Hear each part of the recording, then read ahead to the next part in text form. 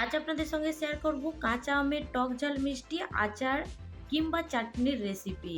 খেতে দুর্দান্ত স্বাদের হয়, গরম ভাতের শেষ পাতে কিংবা রুটি পরোটা আর না হলে সিঙ্গারা কচুরির সঙ্গে কিন্তু একদম জমে যাবে।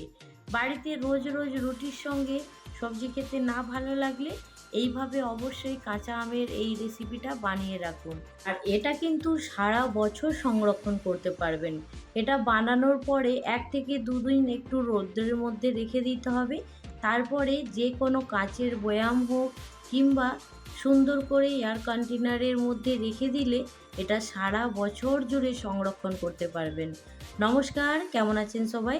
আশা করছি সবাই খুব ভালো আছেন, সুস্থ আছেন। মৌসুমি রকমারি রান্নাতে আপনাদেরকে আবারও একবার অনেক অনেক স্বাগত। প্রতিদিনের মতো আজও দেখুন একটা দুর্দান্ত রেসিপি নিয়ে এসেছি, আর আশা করছি এই রেসিপিও আপনাদের ভীষণ ভালো লাগবে। আর আমি যখন সিঙ্গারার সঙ্গে এটা খেয়ে দেখেছিলাম, সত্যি বলছি অসম্ভব সুন্দর লাগছিল খেতে। তো একবার অবশ্যই এইভাবে কাঁচা আমের চাটনিটা আপনারা বানিয়ে রাখুন, খেতে দুর্দান্ত স্বাদের হয়। আর দেখে তো বুঝতেই পারছেন। তো এইখানে দেখুন আমি 3টে কিন্তু বড় সাইজের এইখানে কাঁচা আম নিয়েছি। তবে ক্যামেরার মধ্যে আমগুলো হয়তো একটু ছোট দেখাচ্ছে, কিন্তু আমগুলো বেশ বড় বড় ছিল। আর এটা কিন্তু আমি গ্রামের বাড়িতে এসে ভিডিওটা বানিয়ে নিচ্ছি। আর এই গ্রামের বাড়িতে এখন তো প্রায় প্রত্যেকের বাড়িতেই কাঁচা আম কিন্তু আছে। কাঁচা আম শেষ হয়ে যাওয়ার আগেই কিন্তু ঝটপট রেসিপিটা বানিয়ে নিন। তো আমগুলোকে এখন সুন্দর করে একটু ধুয়ে নিচ্ছি। তো এখন ধুয়ে পরিষ্কার করে নেওয়ার পরে এর ওপরের যে সবুজ অংশটা আছে সেটাকে কেটে বাদ দিয়ে দিতে হবে। দেখুন বন্ধুরা, আমি আমটাকে সুন্দর করে কেটে ধুয়ে পরিষ্কার করে নিয়েছি। তারপরে একটা পাত্রের মধ্যে এটাকে সেদ্ধ করার জন্য রেখে দিয়েছি। আর আরেকটা জিনিস আপনাদেরকে বলবো, তো এইখানে দেখুন যে কাঁচা আমটা আছে এটা কিন্তু ভীষণ টক। আর কাঁচা আম এমনিতেই তো টক হওয়ারই কথা, সেই জন্য আমি এখানে একটু বেশি পরিমাণে জল দেব। জল দিয়ে এটাকে নুন দিয়ে সেদ্ধ করে নেব। আর যখন এটা সেদ্ধ হয়ে যাবে তারপরে এর মধ্যে যে জলটা বেঁচে থাকবে সেই জলটাকে ফেলে দেব। তাহলে আম থেকে খানিকটা টক কিন্তু বেরিয়ে যাবে।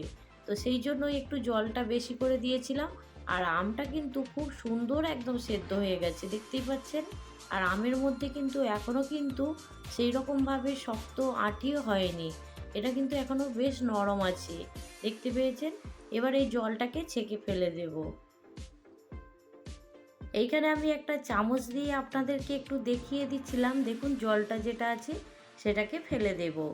আর এইখানে দেখুন এই আমের মধ্যে যা যা মশলা দেব সেটা একটু আপনাদেরকে দেখিয়ে দিচ্ছি।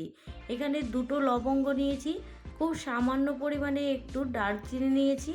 আর এইখানে দেখুন হাফ চামচের মতো গোটা জিরে নিয়েছি। আর তার সঙ্গে দেখুন হাফ চামচের মতো নিয়ে নেব সর্ষে, সাদা সর্ষে বাড়িতে থাকলে অবশ্যই নিয়ে নেবেন। আর যদি না থাকে তাহলে কালো সর্ষে যেটা আসে, রাই সর্ষে, সেটাকে নিয়ে নেবেন। আর এইখানে দেখুন আমি নিয়েছি 8-10টা গোলমরিচ, গোটা গোলমরিচ।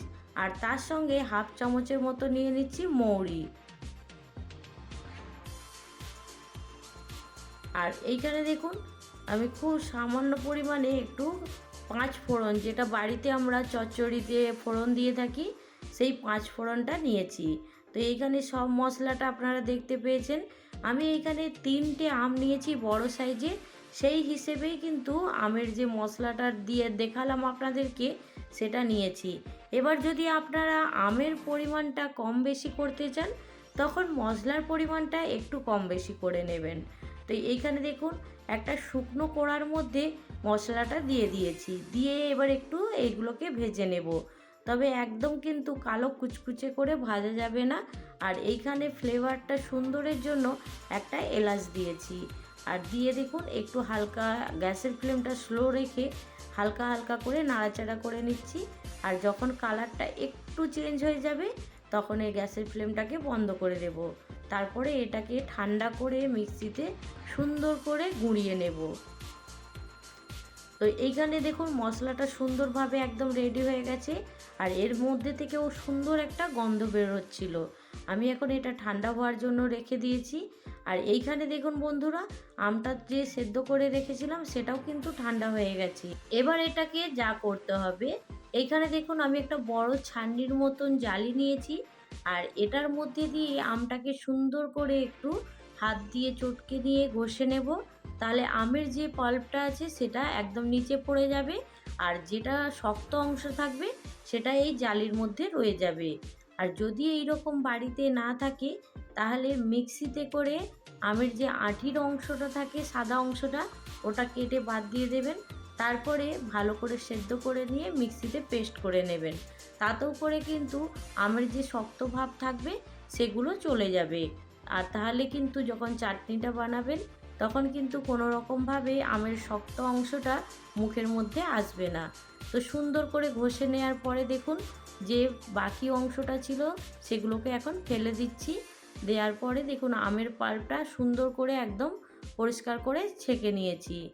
এবার এখানে গ্যাস অন করে একটা কড়া বসিয়ে দিয়েছি। আর কড়ার মধ্যে আমি এখানে 4 চামচের মতো চিনি নিয়েছি। চিনিটাকে একটু ক্যারামেল করে নেব, তাহলে আচারের কালারটা দুর্দান্ত আসবে। তো এইখানে দেখুন বন্ধুরা, এখন চিনিটা কিন্তু একটুও হাত লাগাবো না।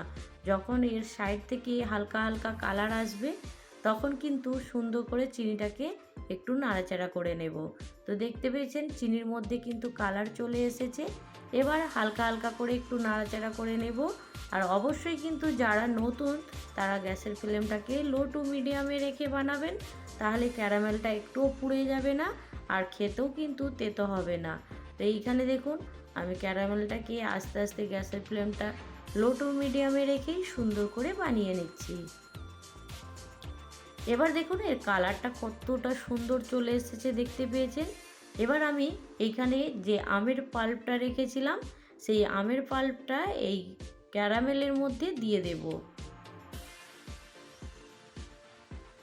আর এই সময় গ্যাসের ফ্লেমটাকে একদম লো টু মিডিয়ামে রেখেছি।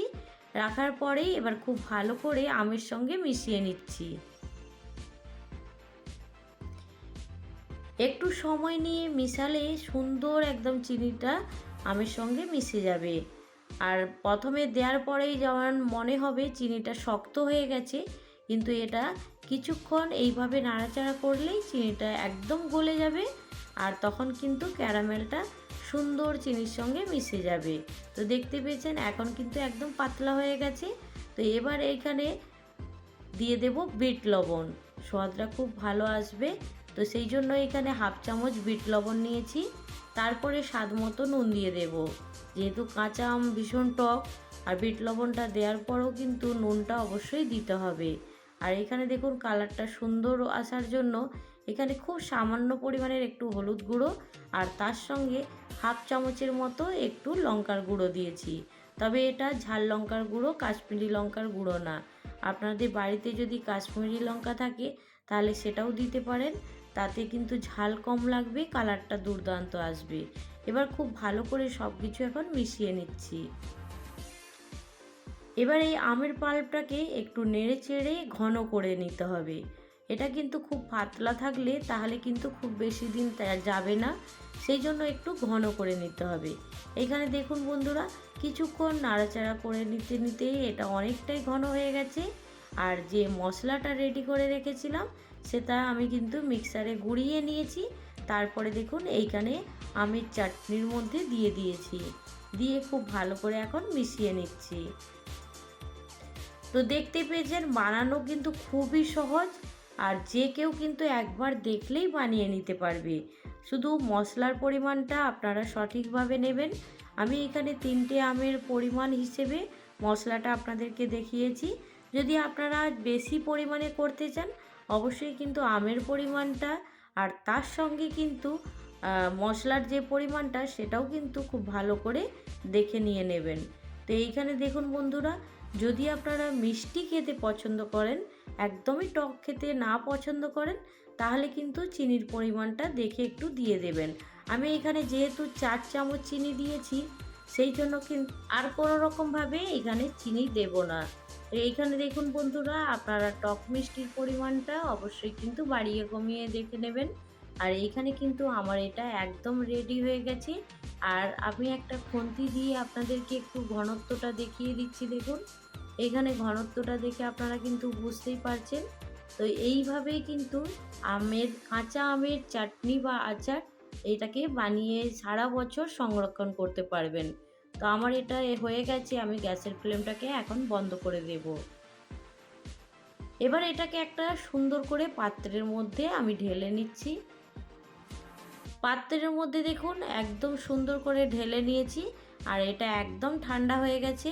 আর দুদিন সুন্দর করে রোদের মধ্যে রেখে দিয়েছিলাম, তারপরে আপনাদের কাছে নিয়ে এসেছি। তো এটা রুটি পরোটা দেখলেন তো, একদম কিন্তু রুটি পরোটা সিঙ্গাড়া কচুরি সব কিছুর সঙ্গেই জমে যাবে। ঝটপট বাড়িতে বানিয়ে নিন। কেমন লাগলো আজকের রেসিপি জানাতে ভুলবেন না। ভালো লাগলে অবশ্যই একটা লাইক দিয়ে দেবেন। আজকে যারা প্রথম আমার চ্যানেলে ভিজিট করছেন তাদেরকে একটা ছোট্ট রিকোয়েস্ট করব, আজকের রেসিপি যদি ভালো লাগে অবশ্যই একটা লাইক দিয়ে আর আমার চ্যানেলটা সাবস্ক্রাইব করে পাশে থাকবেন। তো আজকের রেসিপি এইখানেই শেষ করছি। পরবর্তী রেসিপি নিয়ে খুব তাড়াতাড়ি আরও একটা নতুন ভিডিওর সঙ্গে দেখা হবে। সবাই ভালো থাকবেন, সুস্থ থাকবেন, বাই।